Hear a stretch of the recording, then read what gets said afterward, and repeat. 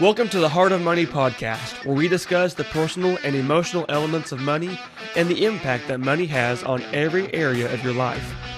I'm Austin Black, a personal finance coach that helps couples overcome their fear and frustration of financial management so they can take complete control of their money. What started as a desire to learn the fundamentals of money management has turned into a passion for helping couples work together to achieve financial success and strengthen their relationship with each other. Whether you're looking for the best strategies to manage your money as a couple, or you're tired of struggling to gain traction and want to overcome the fear and frustration associated with finances, I'm here to help, and this show is for you. Ready to learn more? Then let's talk about the Heart of Money. Hey folks, welcome back to the Heart of Money, episode 111. I'm your host, Austin Black, joined by the Stride Shirt Master of Ceremonies, Mr. Bob Wessler. As most of my shirts are, striped of some variation. Couple solids here and there, but yeah, mostly striped. My wife was giving me a hard time this last weekend. She saw the shirt that I was wearing, and it had CIY on it, which stands for Christ in Youth, Christian summer camp. And she said, "How long have you had that shirt?" I said, "Well, since CIY." She goes, "That was 20 years ago you were in high school." See, it still fits. Yeah. Oh, I've got, let's see. Now it's been 20 years, but when I graduated from college, I went to Texas, and I had some of the clothes that I had were like not T-ball but sports shirts that were just still fun to me. That, like, we have a restaurant in town that I basically grew up with the guy that his dad owned it. I guess he owns it now, but I mean, that was a first and second grade, maybe a second and third grade t-shirt, and I could wear it after college. I've just been that big since. So, That's yeah. funny. And this shirt, it's probably not 20 years old, but it's old enough. Yeah. Or you're just young enough. I'll take that. Yeah. Yeah, we'll just leave it at that. Yeah. Yeah. Well, last episode, we started talking about the steps to achieving success with your money. And unfortunately, we're the only ones that can create that. Just you and me, you're talking about, right? Just you and me, we're the only ones that can do this? I don't think that's what you meant. Two thumbs. This No, guy. that's not Yeah. what I meant. I That's know. what I said. I do not think it means what you think it means. No. Think what I say, not what I mean. Yeah. So what you meant was that we, as individuals, are our own limitators, because that's another word like behavioral-economics. We are the limitators.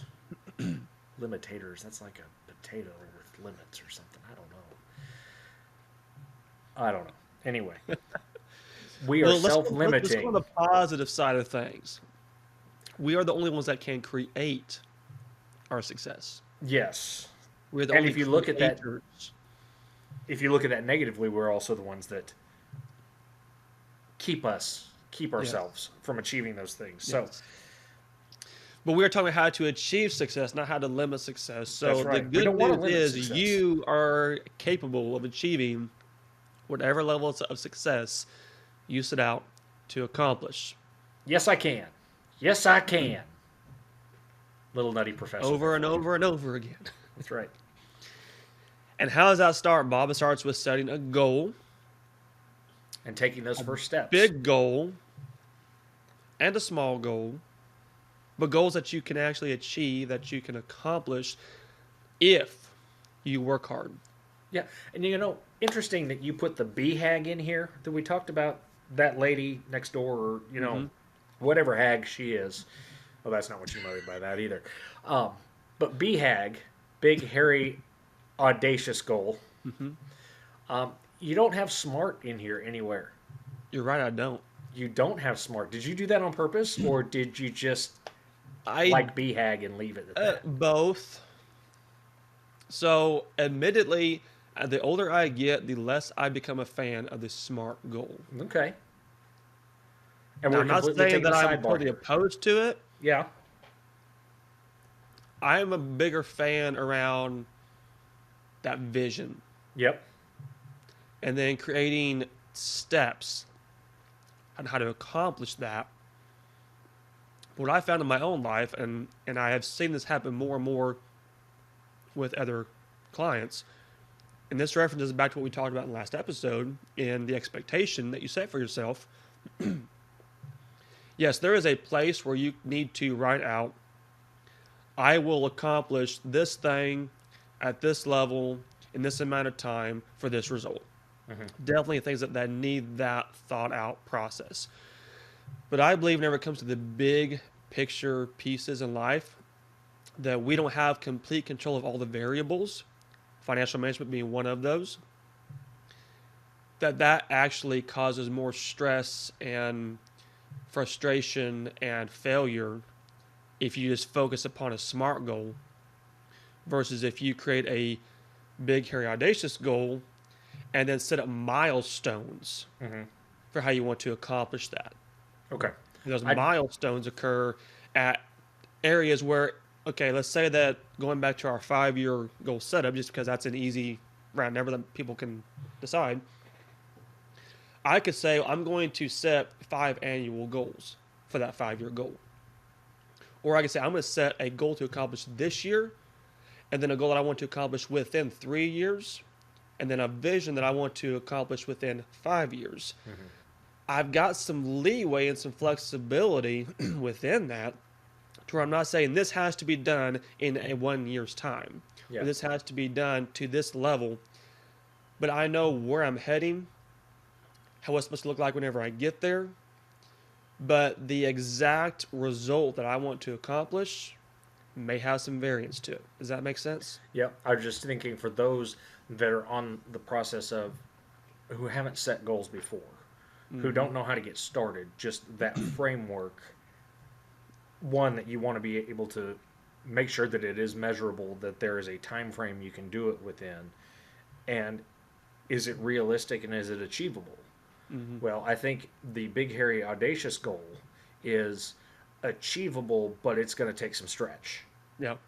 Um, And probably the biggest reason, because as you kind of spell that out, the one thing that where I draw that SMART out is realistic. Realistic is where it gets people in trouble, in my opinion, because we because set up those expectations for ourselves without knowing what's going to happen that could cause that to not be a reality. okay, So if we have full control over the scenario, full control of the environment, full control over what's going to or what could happen between now and then, if it is literally all up to me and I've got to put in the work for X amount of days to achieve X result, that I can create a realistic goal out of that. But when I have other factors feeding into it, for example, I don't know what emergencies are going to pop up.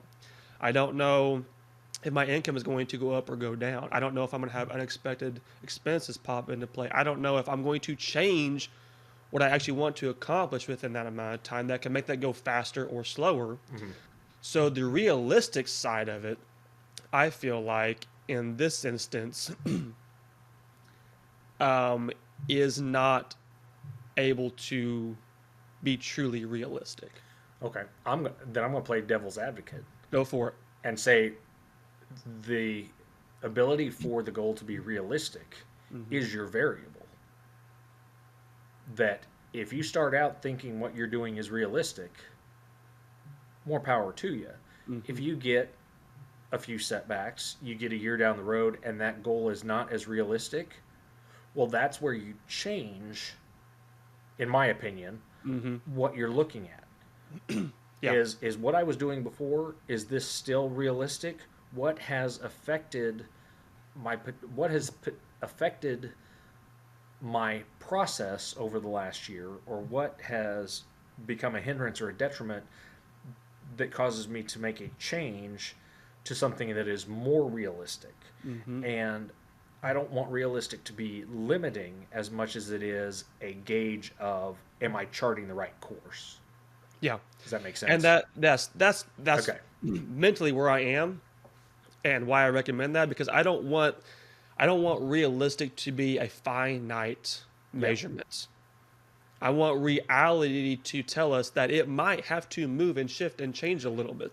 I would agree It with might you. not be exactly the way that you planned it out, but that's okay. That's Yep. the reality of the situation. So for realistic to be written down as a number or a date or an outcome, I tend to pull back from that and say the reality is this is a good goal, a good milestone, and we should be prepared to accomplish that, but we should also be prepared to adjust it for Hmm. the reality that presents itself to us as we go along the process. But you want to start with that in mind Correct. for the to get the forward movement. Otherwise, Correct. if you don't have that in place, you have And, people and that that's just kind of where, chase their in tail. last episode we talked about, okay, if mathematically you think, or if you think that you're going to get debt paid off in 5 years, and then you run the numbers and you say it's 3 years, well, that is a more realistic goal to accomplish that debt payoff in 3 years. Yep. But then we look at, okay, what if we get after it and we can actually pay it off in 2 years? Again, that's another realistic change to the equation. But if I go and say, okay, well, I want to pay this off in 2 years, that ain't going to necessarily happen out of the gate. So let's not set that goal. Hmm. Let's make that be an outcome of the Yes. realistic goal of a 3 year payoff. That's how Yep. I put it. There you go. Good question. I appreciate you bringing that out. All right, so that drops us into where we're going to start with this episode, because in order to accomplish a goal, what do you got to do, Bob? You got to stay committed. You can't give up on your goal. If you give up, if it starts getting hard, if you feel like you're not going to accomplish that, you're going to quit and never achieve success. Am I right? Ugh. Yeah, that sounds about right. Yeah. So There's that how do realistic word again. Yeah, just yeah, outright. I'm not always a fan of that word. The reality is I don't like realistic. And I mean this, I think everyone gets excited when we set a goal, especially if it's a dream BHAG goal. And we get excited whenever we create milestones that we believe are achievable and attainable, measurable, specific, all those good things are smart.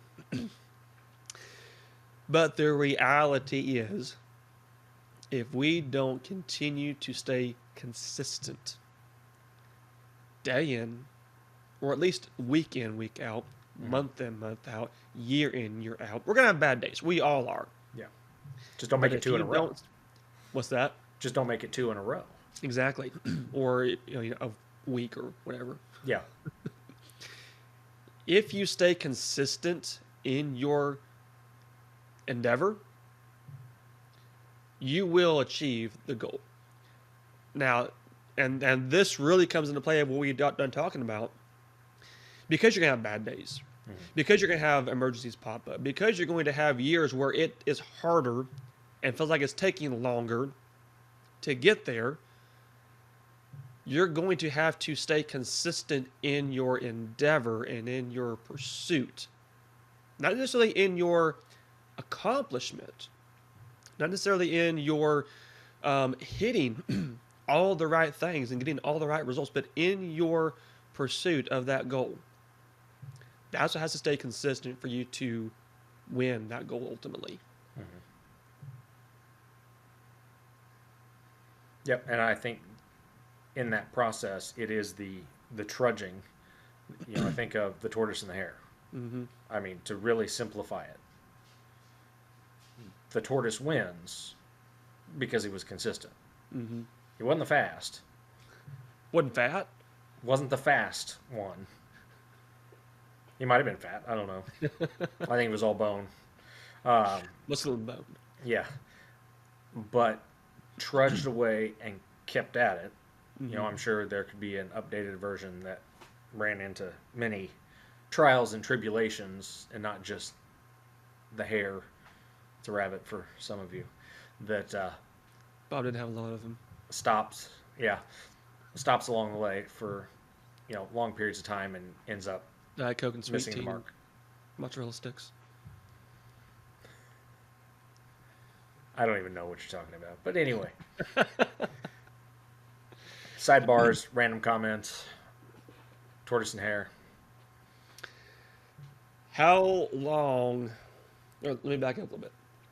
So, I know you and I both have some big goals we have accomplished financially. What was the longest amount of time that it took you to hit one of your big goals?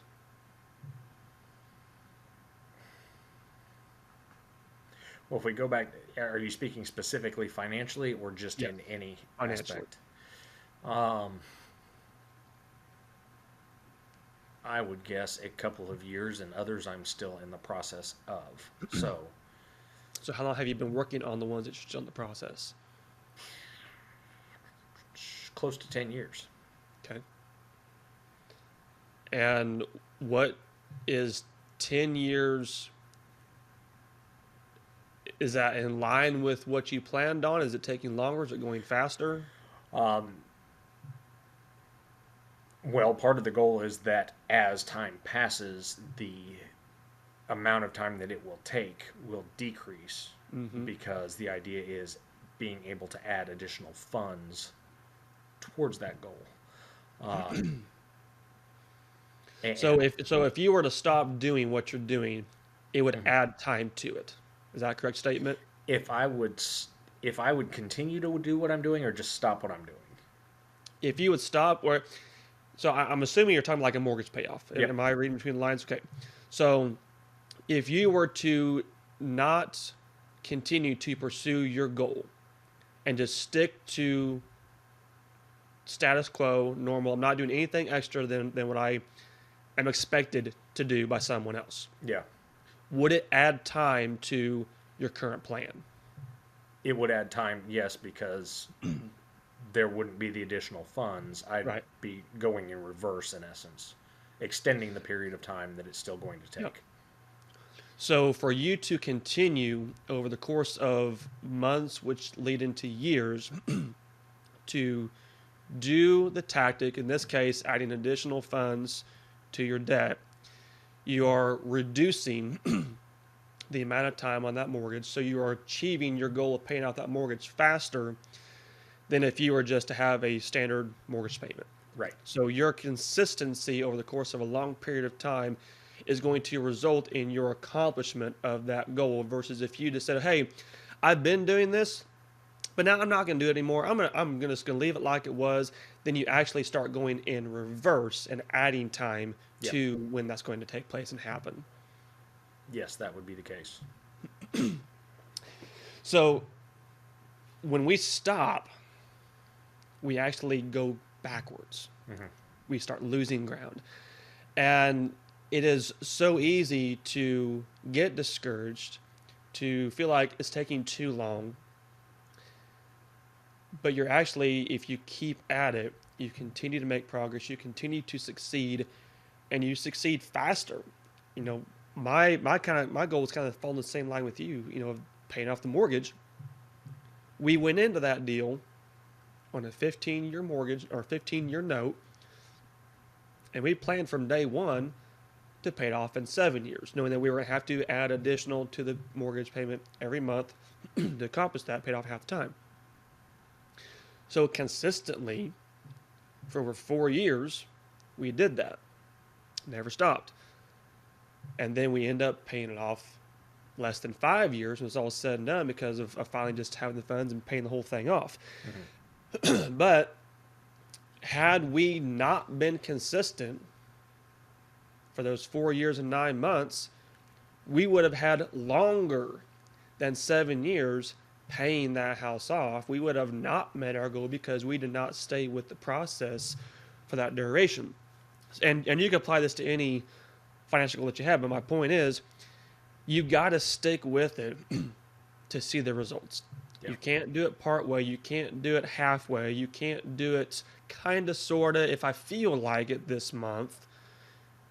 that's not gonna work. That's not going to end in the result that you want to accomplish. You have to stay consistent. I don't want to beat that horse into the ground, but that's where it all starts. Would you not agree? Yeah, you have to continue to get at it, and I would go back to the whole idea of you're writing it down, that you see that number, that this is the number you're committing to, and you're not wavering from it. You know, you might push yourself to do a little more, but you're saying it's not going to be any less than X. Yep. The other aspect of that, and we're going to go back to reality and being realistic, is that if this is a goal that is going to take years, you have to be committed to the fact that it's going to take a very long time, and your circumstances will change over that time period, and you have to realize that you might be excited about it up front, but just because you're excited about it doesn't change the time horizon. It's still going to take a long time. Exactly.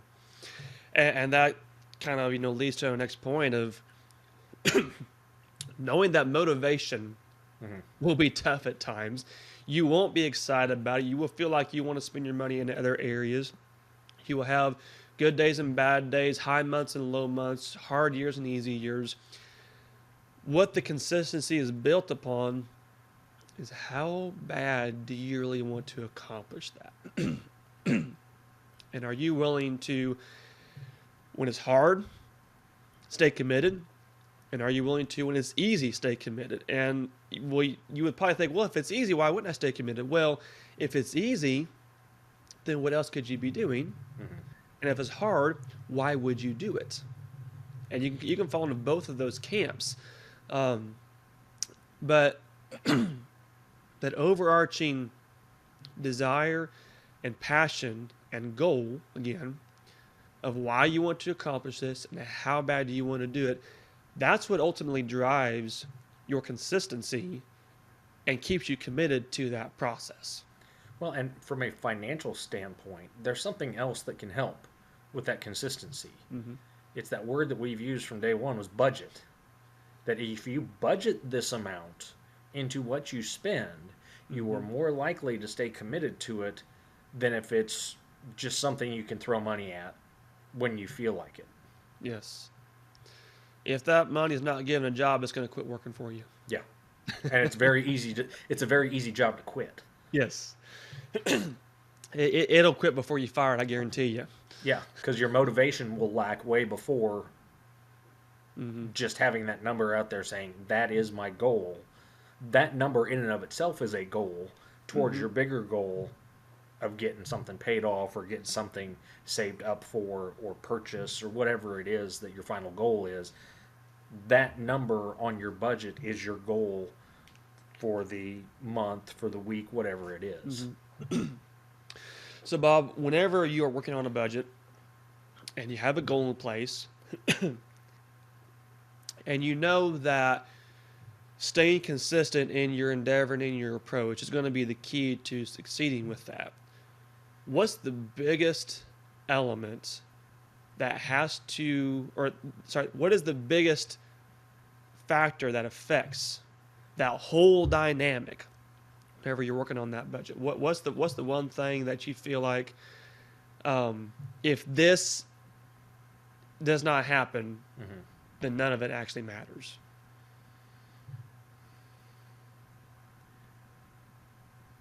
I think looking at a budget, it's those areas that have more fluctuation. And I don't know if this is where you're going with it, but the idea that if you have categories that fluctuate more, that you really need to be more restrictive on those. And those, in my opinion, are secondary to your fixed dollars. Yeah. That if you have something that is a goal and you're putting it on your budget, that's one of the first things that comes out of a paycheck. That's not a secondary or, on the seat of your pants thing that you put money into. It is something that has a priority. What if my wife and I don't agree on it? Well, that's a whole nother conversation, and you've got to figure out if it's something you can come to an agreement on. And depending on what the aspect of it is that you don't agree on. Is it, I mean, specifically in a budget, is it the dollar amount or is it the item that's the issue? Because if it's one of those two things, the time horizon doesn't matter. Yeah. Yeah, absolutely. Yeah, it's really easy to budget by yourself. Uh huh. You add a spouse to the equation, things either get a lot harder or way more successful, one of the two. It really depends upon where you're at, but um, I feel like we can have these objectives, we can have these goals, we can have a really well put together budget. But if I'm the one making the budget and my wife goes, well, what if? What happens to the consistency? What consistency? And not throwing wives under the bus, because usually wives are the ones that want to accomplish that, and the husbands are the ones that go, what if? But since we're both husbands, I can use that analogy. What if your spouse goes, I don't know. No, even better. If we did this? Even better. It's not a what if, it's a nah. I think that one's more common, is it? Yeah. Not I going to don't happen. feel like it this month. We deserve to do something. We've been waiting for this. We earned enough money this month. We could afford that. Yeah, that's a tortoise and hare example. Tortoise keeps going. Hare goes for a drink. And as soon as that consistency stops between you and your spouse, so does the race. And Had to stop for that tonic. Had to stop for the tonic. So, Bob, I would go so far as to say it doesn't matter how good your budget is.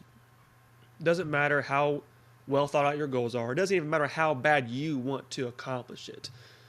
If your spouse is not on board with the same level of passion and desire and commitment to the process, you're not going to be consistent enough to achieve that goal and find success. Would you agree or disagree with that? I would agree with that. You're not going to have any consistency. You're not even going to get it off the ground. You might get a few steps, but Yeah. the lack of cohesiveness on it will ruin the outcome pretty quick. And then to take that a step further, let's say that both spouses are on board. They both want to accomplish that goal. But they maybe have different core reasons for accomplishing the goal, or even different expectations of how long it will take to accomplish the goal. So in that case, I would say that they are not 100% in alignment, because we've got a tortoise, we've got a hare, and they're both working the same budget. They're both looking at the same goals. They're both looking at the same desires. But one's like, I want to go kill this. I want to go drag it home. I want to win. And their spouse is going, we still can. It just might take us a little bit longer. Where did that voice come from? It's the tortoise talking really slow. Okay.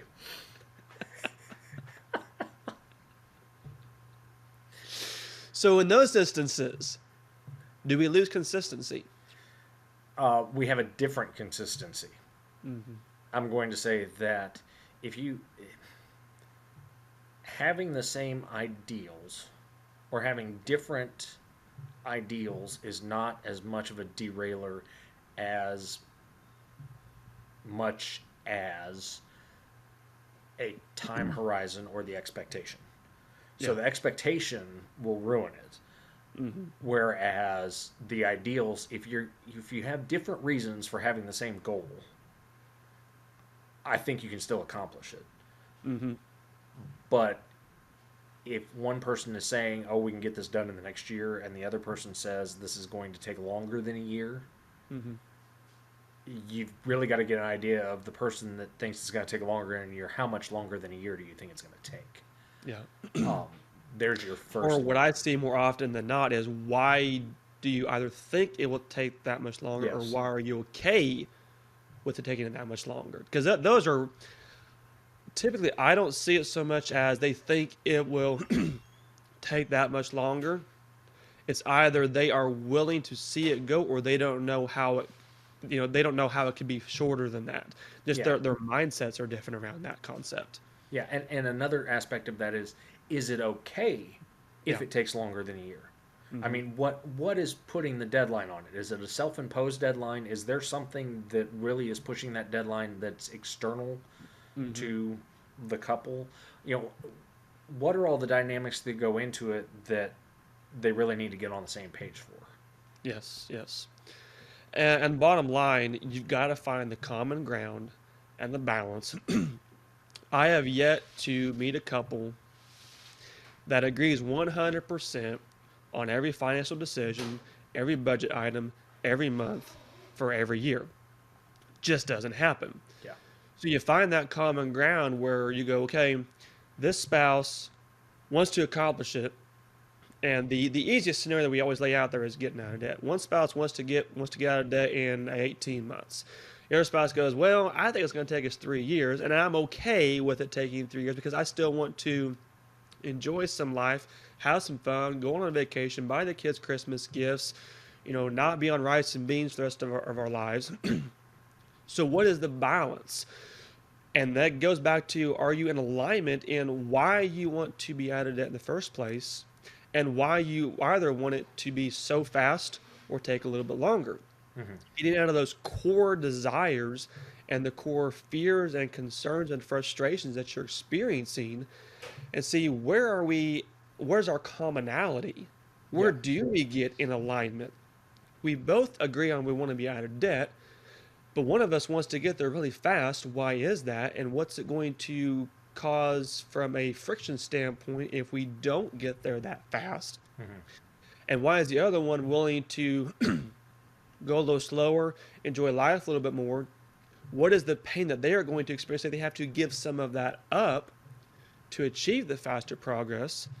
Is it something that we can both agree, hey, because we each want something here, we can find that happy medium, that balance, and we can try to get this paid off in 2.5 years Yeah. or 2 years, to where we can still go on a short vacation this year. We still can make sure the kids have Christmas gifts. We can still go out on a date night, but we're also cutting out some of these other expenses, or just being more intentional with our current expenses. Yeah. So we have more money to pay off that debt. We can accomplish that a little bit faster.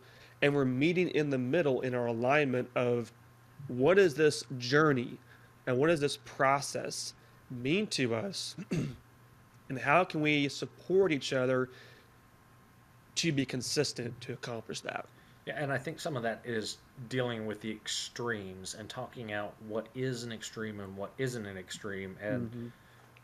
I'm going to go down a rabbit trail, not using our tortoise and hare example again, but your spouse is not your enemy in this. Yes. I'm going to say interest payments are the enemy. Yeah. And the longer you drag it out, the more you're paying in interest if you're truly paying off debt. Hmm.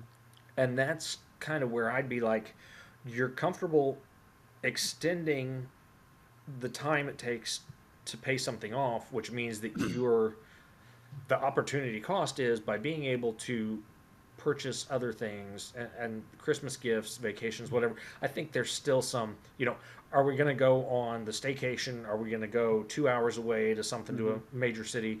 Or are we going to go on, a 2 week cruise, whatever? Well, to what extreme are you going to do? Hmm. And what is a vacation? And what, as we talked about earlier, you had a day and you were ready to get back to work.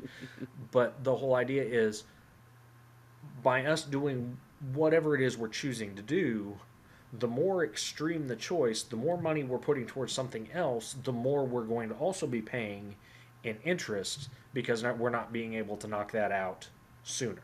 Hmm. So then you kind of reframe it into what are you willing to pay extra Hmm. by taking longer to settle that?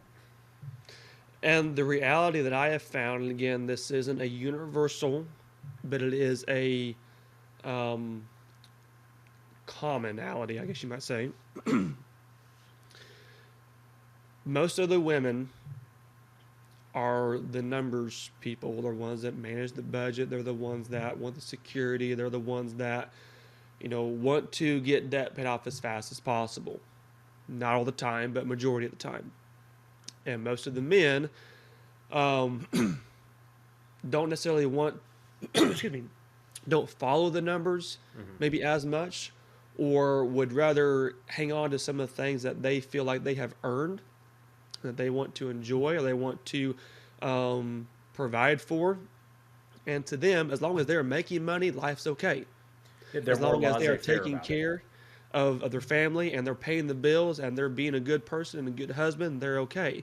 Yeah. And for them, the stress comes from, it's not so much how fast do I get the debt paid off, is how well is my family provided for? And do Yeah. they have exactly what they need? And can I still be affording this lifestyle for however long it takes me to get stuff paid off? Again, not all that is all the time, but that's where we tend to more often see those. Well, so this going on back to your point of interest payments, if we take the man and say, okay, well, let's look at the financial implications of this. You want to keep earning money. How much are you giving up and not being aggressive on this? And what does that mean that you're actually doing for your family? Are you taking care of your family, providing the life that you wanted? Or are you just being selfish and wanting to do what you want to do and not taking your wife's concerns into consideration? And vice versa on the woman's side, is she going to make the husband feel like he is not doing enough by saying, I'd want to give up all of this and just pay off debt and go rights and means because otherwise I don't feel protected and I don't feel secure. We always talk about extremes in this show because that's where the real conflict comes out. But that whole dynamic of interest payments, money's emotional, money's personal, money's also mathematical. We can't ignore that fact. And finding alignment requires both of those viewpoints to agree on where we want to end up and to value each other's perspective, each other's concerns and fears and frustrations, so that we are truly supporting each other, staying consistent, and accomplishing that goal as a couple. That is the bottom line. Yep. Any other points there you want to add? I think one other thing is, and it might have been picked up, that men tend to be more laissez-faire about it. Where that starts to tip is where a wife will start to, I don't want to use the word nag, but it's kind of the best word in the situation, nag or badger. And the stress level increases for the husband. That, I mean, it's a tactic, but it more likely causes dissension and strife than it does really moving towards a goal. Just to move some faster because the wife is wanting to move faster, is wanting that financial security, and the husband is not as much on board with that.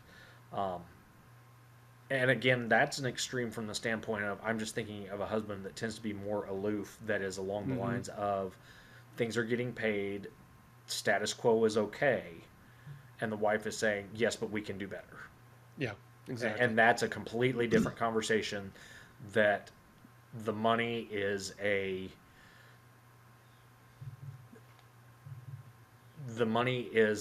signal or an indicator of something that needs to be dealt with or discussed elsewhere. Yep. So the last thing that I want to kind of address on this committing to the process, you're going to be doing things different whenever you start on this journey. You're going to change your decisions. You're going to change your mindset. You're going to change your behavior. You're going to change a lot of things about how you manage your money, think about your money, talk about your money. And it's going to feel really weird for a while. You're going to feel like you're kind of stepping out of your comfort zone, like you don't trust yourself, like your spouse is asking you questions, like you guys got to totally change who you are and what you do with your finances. And it does take some time to make that normal, Mm-hmm. and to feel confident and comfortable. Not comfortable to the standpoint where you become complacent, but comfortable to the point where it is how you naturally respond to money and manage money, think about it, talk about it, etc., etc. So what I want people to hang on to is,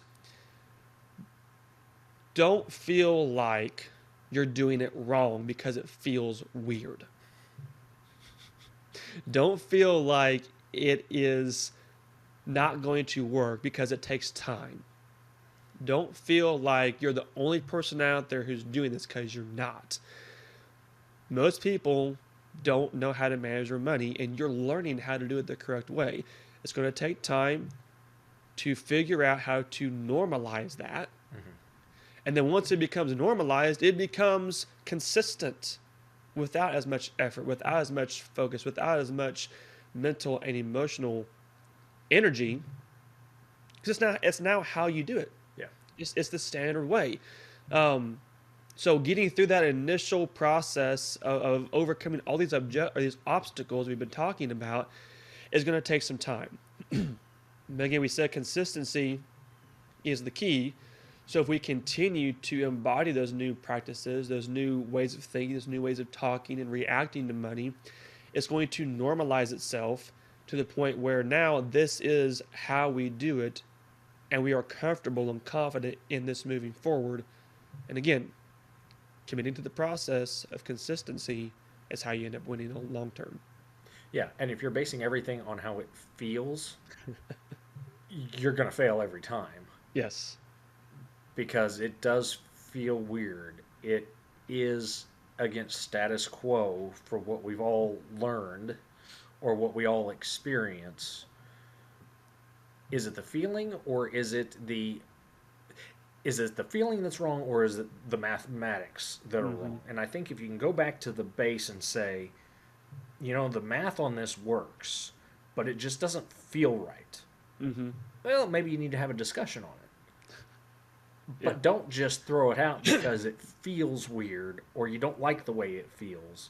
Because feelings are going to change many times in a day sometimes.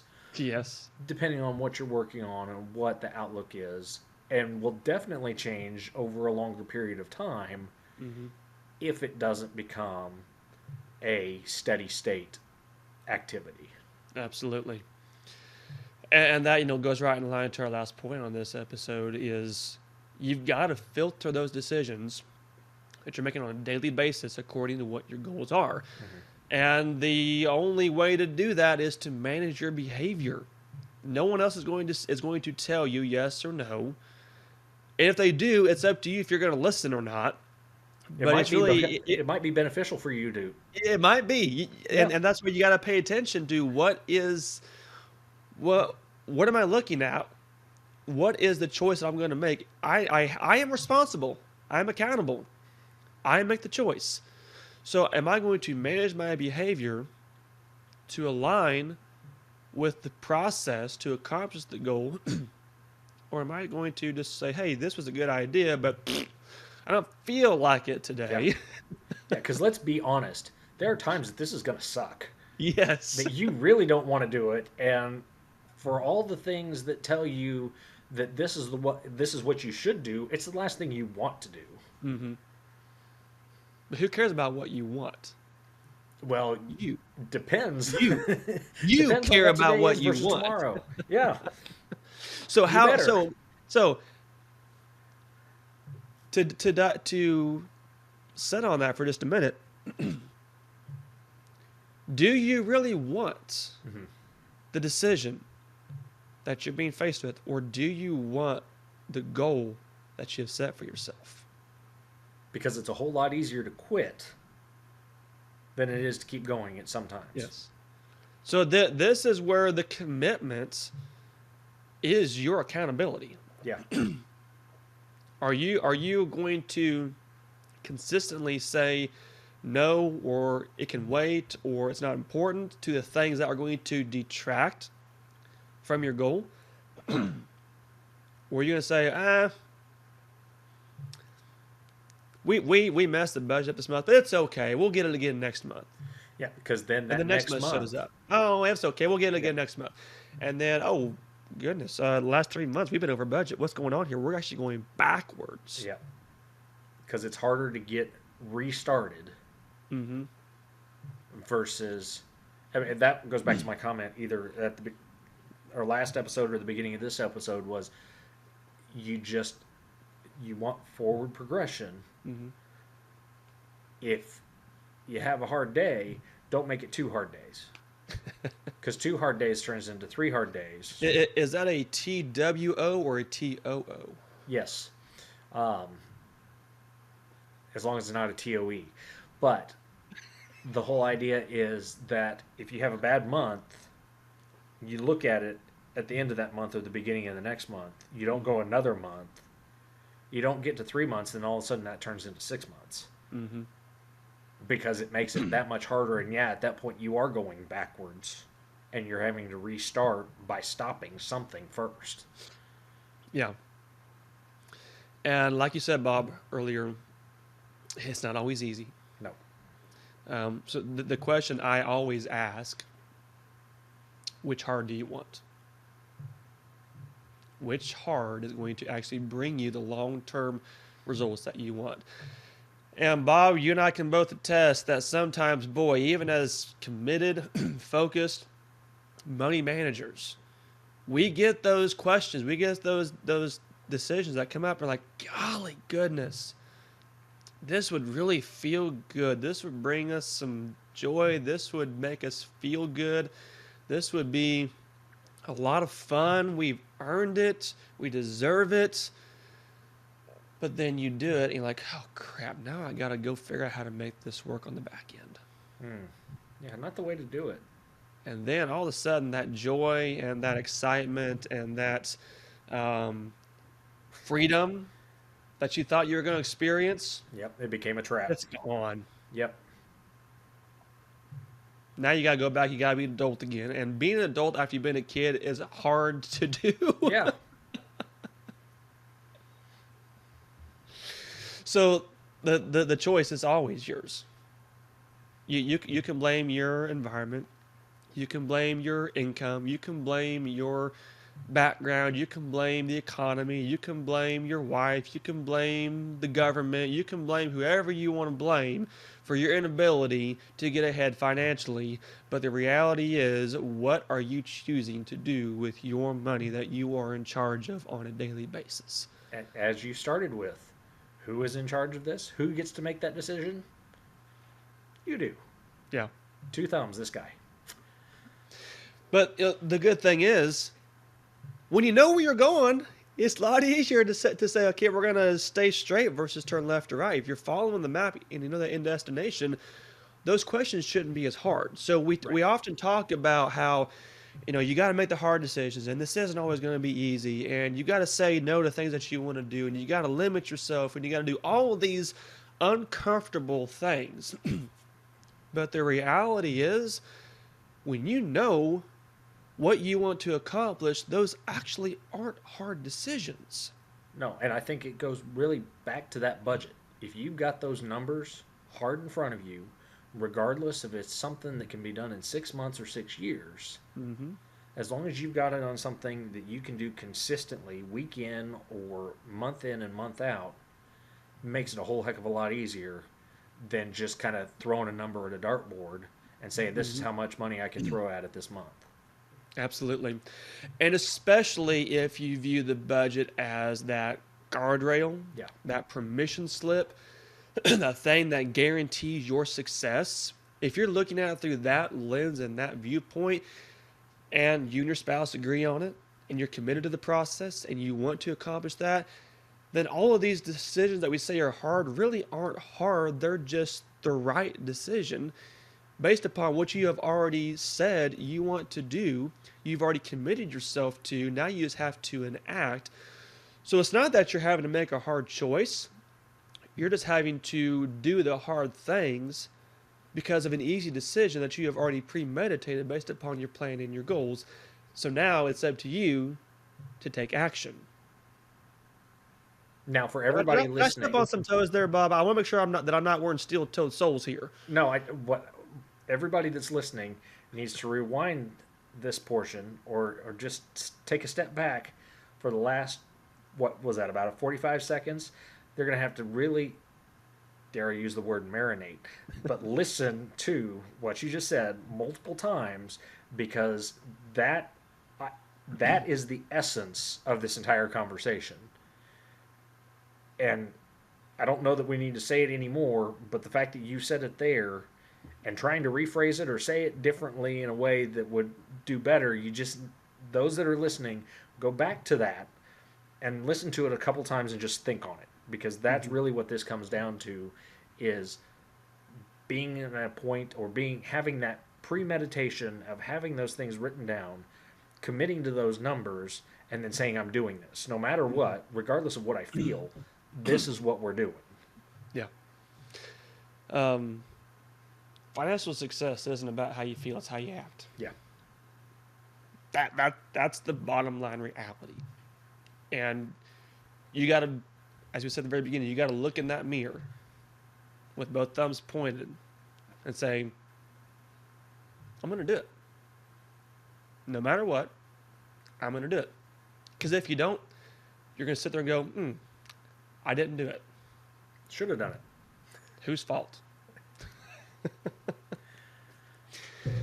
The one thing that I do want to point out, because I appreciate that feedback, and I agree that that's the essence of what we're talking about.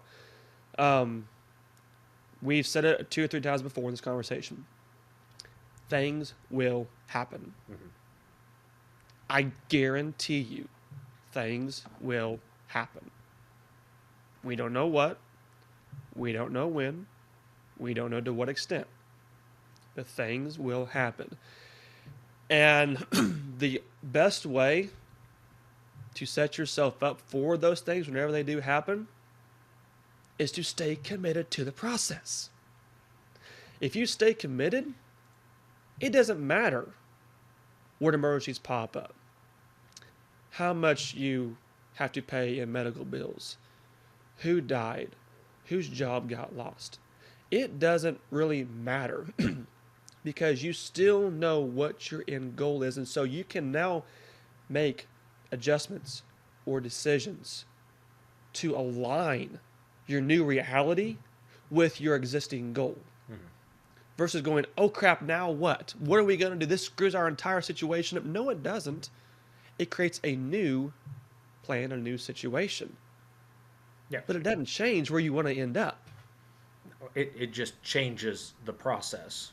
Changes the process. And I don't even want to say it changes the process. It changes the numbers within the process. Yes. And they're going to be different levels of extreme. One's going to be a minor setback. One's going to be significant. Mm-hmm. And you might have multiple little things that become a big thing, or you might have multiple big things. It doesn't necessarily change the plan of where you're going, just how you're going to get there and how soon you're going to get there. Exactly. You already have the blueprints in place. Mm-hmm. It's just the steps you have to continue to take towards those end goals. The only difference that really takes place is before you can say yes to this thing, you guys say yes to 3 other things in front of it. Yeah.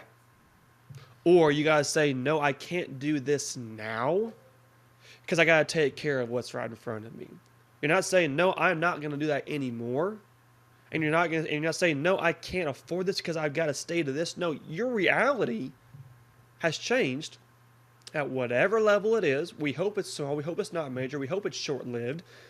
But it's going to happen.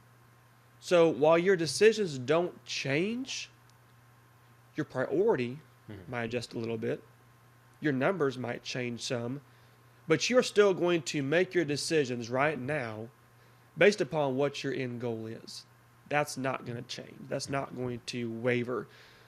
That just might have to be adjusted some. But the bottom line, you're not lost. You're not thrown off the rails. You're not completely, put into this crisis where you don't know which way to turn and what way is up and if it's daylight or dark outside. You still know where you're headed. Okay, but now we got to take care of this for a minute. And what does that mean for right now? And how does that change or how does that delay what our goal is? But our goal is still our goal. Let's just make decisions around right now without forgetting about that goal. That's right. Stay confident. That's all I got. And I think that's a fantastic place to end it. I don't know that I'm sending us out, but Austin, you did a heck of a job. I think we've almost beat the dead horse. He's still nickering a little bit. Still. And if our listeners haven't felt the same way, they can go back and listen again, especially to that 20-second snippet there that we mentioned before. So, yeah. I think on that note, Austin, what are your final thoughts for this week? My final thoughts are, as we said at the beginning of last episode, this whole conversation encompasses everything that we have talked about up till now in season 3. That's why it's so deep. That's why it's so meaty. That's why it's so powerful. We just gave you the blueprint for how to achieve success. The question is, what are you going to do with it? Because every decision is based up to you and what do you say yes and what do you say no to. If you want to say yes and you want to take action and you want the accountability and the support to make this a little bit easier of a journey, work with the coach, work with myself, work with Bob. Links are in the show notes on how you can get in touch with me and get that started. But regardless, get started. Don't sit there and go, well, this sounds nice. Or, well, this is going to be awful hard. I don't care. Shut up and do it. Just get started, because once you start, you will get motivated. You will get inspired. You might get overwhelmed, and if so, you can come back to me in 6 months after you try it on your own and can't figure out how to do it, and I'll help you get started again, and we will make this happen, because that's what I do with my clients. But no matter what, I want you to get started. So this was an extensive conversation for that very reason. From here on, we're also going to get into some conversations with some guests and with some other topics that are going to deep dive into some of the tactics and the questions that we have been talking about and that we haven't talked about even. We're going to do some new things too. But we've given you the blueprint. So you have the plan, you have the process. It's up for you to take action. And if you stay tuned in with us, you're going to learn a deeper level of how do you take action. And we're here to support you all along the way. We're excited for your journey. We're excited for your success. We want you to experience the same kind of success that we have experienced. And that's why we do this show. So not to go on a continued spill and tangent about why we are here, but this is the essence of it. And I appreciate you, Bob, highlighting what we're doing and why it's so important for people to digest on that. These are big topics. These are big concepts. They're simple to understand and hard to implement. Mm-hmm. And that's the good thing about financial management is it's easy for anyone to learn. That's why we are here, because it's not always easy to do. But if you learn and you do, you will accomplish. So folks, thank you for joining with us, for tuning in, for being a part of this show and this community. And we will talk to you next time on The Heart of Money.